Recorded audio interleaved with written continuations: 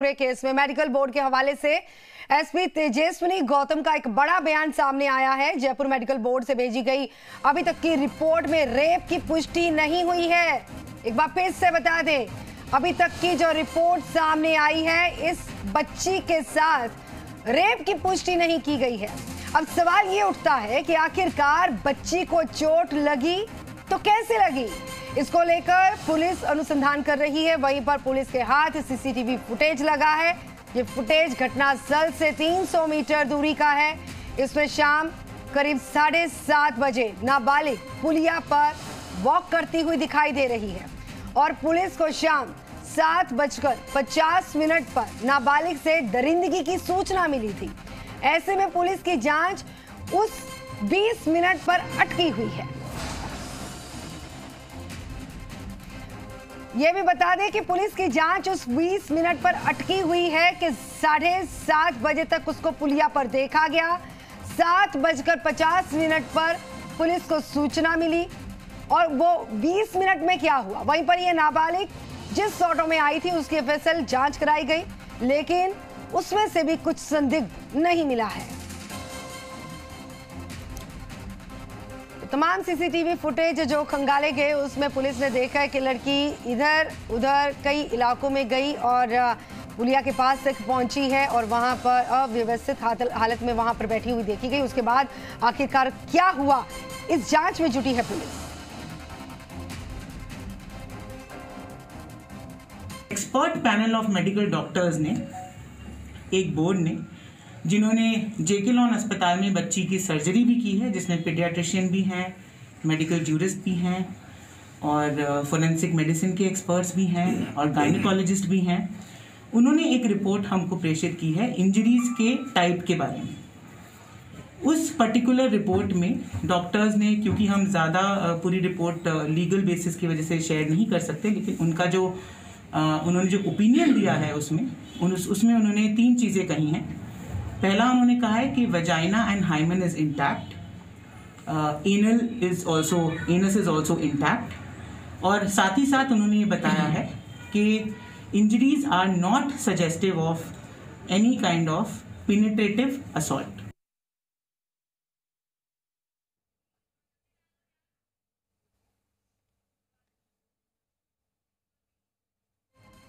जुगल किशोर हमारे साथ हमारे सहयोगी जुड़ चुके हैं। जुगल, क्या जानकारी, तमाम सीसीटीवी फुटेज जो खंगाले गए उसमें लड़की को देखा तो गया, लेकिन पुलिया तक जब लड़की पहुंची उसके बाद क्या हुआ, इसकी जांच में तो पुलिस जुटी है, लेकिन जो रिपोर्ट है वो हैरान कर देने वाली सामने आई है।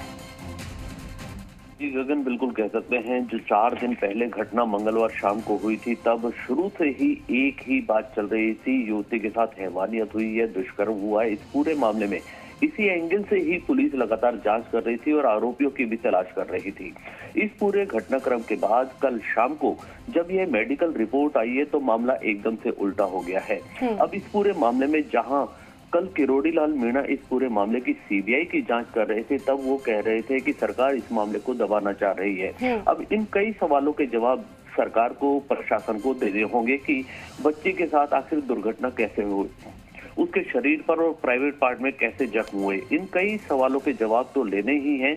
उसके साथ ही जो पुल पर जाते हुए लड़की की वीडियो सामने आई है, सीसीटीवी फुटेज आई है, वो लगभग 7:31 की है और लगभग 7:40 और 50 के बीच में पुलिस को सूचना मिली थी कि घायल अवस्था में लड़की पड़ी है। अब इस 15 से 20 मिनट का जो अंतराल है उसमें पुलिस का सारा फोकस लगा हुआ है कि इस दौरान कौन कौन से उधर से वाहन गुजरे हैं या फिर उस दौरान कौन से मोबाइल लोकेशन के आधार पर मोबाइल ट्रेस किए जा रहे हैं। इन सब मामलों की जांच अभी पुलिस कर रही है। अब क्योंकि मेडिकल बोर्ड की अब रिपोर्ट अलवर आई है, तो एसपी ने यही कल प्रेस कॉन्फ्रेंस करके पूरी जानकारी देते हुए बताया कि अब पुलिस पूरा फोकस उसी 20 मिनट के अंतराल पर करना चाहती है कि आखिर वो घटना घटी कैसे। जी, अब पूरे का पूरा फोकस रहेगा वो 20 मिनट पे रहेगा, लेकिन पुलिस किन किन एंगल से अब इस जांच प्रक्रिया को आगे बढ़ाएगी? देखिए, इसमें जो मामला है, अब दो कारण हो सकते हैं, या तो उसके ऊपर अटैक हुआ है या एक्सीडेंट हुआ है। ये दो ही एंगल हैं, लेकिन वो 15 से 20 मिनट का दायरा है वो पुलिस के लिए बहुत भारी पड़ रहा है, क्योंकि सीसीटीवी कैमरे वहां उपलब्ध नहीं हो पा रहे। इस पूरे मामले में पुलिस भी 5 दिन बाद अभी तक वहां पर नहीं पहुंच पाई थी। कल जब सामने आया यह सीसीटीवी फुटेज का, वो 7:31 का था। अब उसके बाद पुलिस आगे की अपनी रणनीति के तहत अपना आरोपियों की गिरफ्तारी की दायरा बढ़ा रही है। जी, और चाइल्ड साइकोलॉजिस्ट जो बच्ची के पास गए, बच्ची से जानकारी हासिल करने की जो कोशिश की गई कि आखिरकार क्या हुआ था, क्या कुछ बच्ची बता पाई? देखिए, बच्चे की हालत अभी भी नाजुक है। जिस तरीके से उसका ऑपरेशन हुआ, 7 डॉक्टर्स की टीम ने आखिर 3 घंटे तक उसके जो इलाज में ऑपरेशन किया था, उसके बाद बच्ची की हालत स्थिर जरूर बताई जा रही है, लेकिन वो बोलने में पहले भी विमंदित है और बोलने में सक्षम नहीं है। वो माँ और पा के अलावा कुछ नहीं बोलती है। लेकिन हमारी उनके परिजनों से भी बात हुई थी, उन्होंने कहा कि वो अगर ऐसी कोई घटना है तो आरोपियों को तो पहचान सकती है, लेकिन वो ना बोल पाती है, ना ज्यादा कुछ अपने इशारों से बात कर पाती है इस मामले में। तो बच्चे के परिजनों की तरफ से किसी तरह का कोई बयान कलमबद्ध करवाया गया? देखिए, बच्ची के परिजनों ने उसी समय गुमशुदगी की रिपोर्ट लगाई थी, लेकिन जब घायल अवस्था में लड़की मिली थी तो पुलिस द्वारा ही पॉक्सो एक्ट सहित विभिन्न धाराओं में यह मामला दर्ज कराया था और उसी आधार पर ही जांच चल रही थी। कल जब परिजनों से बात हुई थी, वो भी बार बार एक ही बात कर रहे थे, जिस तरीके से बच्ची की हालत हुई है, जिसके यौन पार्ट में जख्म बड़े बड़े पाए गए हैं, तो उससे लगता है कि दुष्कर्म का ही मामला है। और इसके साथ सवाल ये भी जुड़े हैं कि जैसे कि परिजनों ने कहा कि मामले में अकबरपुरी चौक में पुलिस ने तुरंत रिपोर्ट क्यों नहीं दर्ज करवाई, सारे पुलिस ने आला अधिकारियों को सूचित क्यों नहीं किया। तो इस तरह के कई सवाल जो है पुलिस कार्रवाई के साथ भी जुड़े हुए हैं।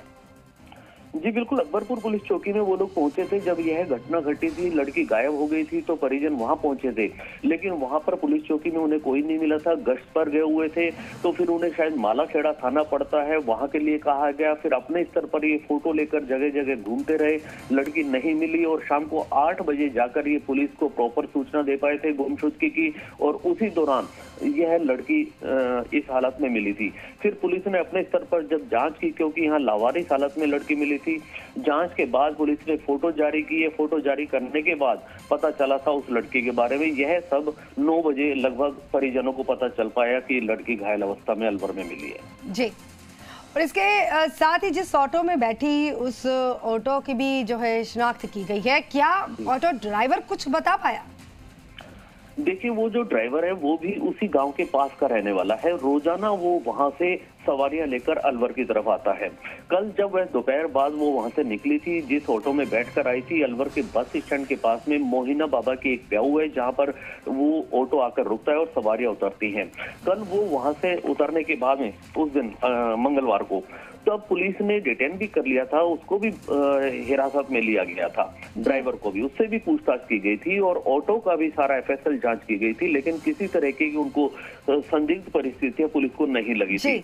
उसके बाद ऑटो से उतरने के बाद अकेली लड़की उस ऑटो से उतरती है और ऑटो से उतरने के बाद अलग अलग जगहों पर पुलिस ने जो सीसीटीवी फुटेज जांच की थी, 7 कैमरे जांच में आए थे, जिसमें लड़की अकेली जाती हुई नजर आ रही है। और जो लास्ट फुटेज था वो 7:31 का था, जहां तिजारा फाटक पुलिया के ऊपर वो चल रही थी, और 7:31 के बाद जो 7:50 के बीच के दरमियान का जो समय है, वो पुलिस के पास ना तो फुटेज है, ना ही अभी तक पुलिस वहां पहुंच पाई है कि आखिर यह घटना कैसे घटी। ठीक है जुगल, फिलहाल तक की जानकारी के लिए आपका बहुत बहुत शुक्रिया। तो अलवर केस में सांसद डॉक्टर किरोड़ी लाल मीणा ने इल्जाम लगाया था कि सरकार इस पूरे मामले को दबाना चाहती है। रिपोर्ट जो सामने आई, तो रिपोर्ट के बाद अभी कई सवाल हैं जिनका जवाब नहीं है। दुष्कर्म नहीं तो फिर उसे चोट लगी तो लगी कैसे, वो भी इंटरनल पार्ट्स में।